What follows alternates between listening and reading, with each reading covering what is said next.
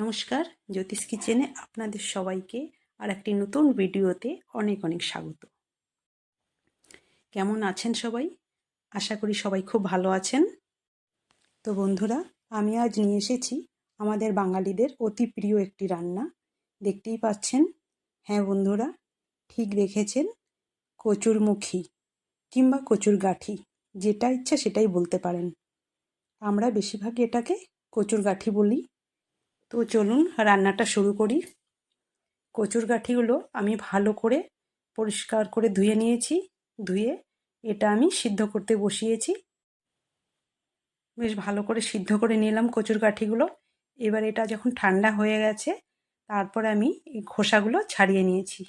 দেখুন, এই যে কচুর গাঁঠিগুলো খোসা ছাড়ানো হয়ে গেছে। এবার আমি এটা মাছ দিয়ে রান্না করব। তার জন্যে চলুন মাছটা ভেজে নিই।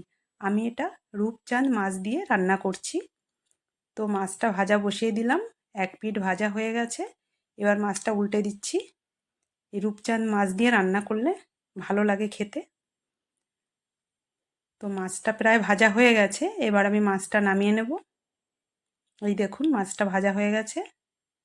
এবার মাছটা তুলে নিচ্ছি। এবার ওই কড়াইতেই আর একটু তেল দিয়ে আমি জিরে ফোড়নে দিলাম। আর হ্যাঁ বন্ধুরা, আমি খুব কম তেলে রান্না করার চেষ্টা করি। তো এবার কচুর গাঁঠিগুলো দিয়ে দিলাম, আর সঙ্গে কটা কাঁচা লঙ্কা চিড়ে দিয়েছি।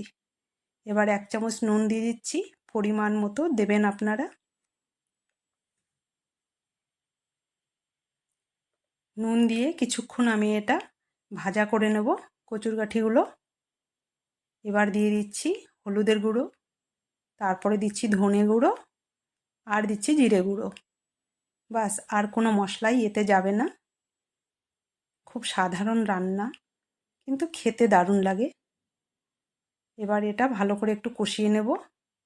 আর না কষালে একটু লালা লালা ভাবটা থাকবে, তার জন্য একটু ভেজে নিচ্ছি ভালো করে। কষানো হয়ে গেছে, এবার দিয়ে দিচ্ছি জল।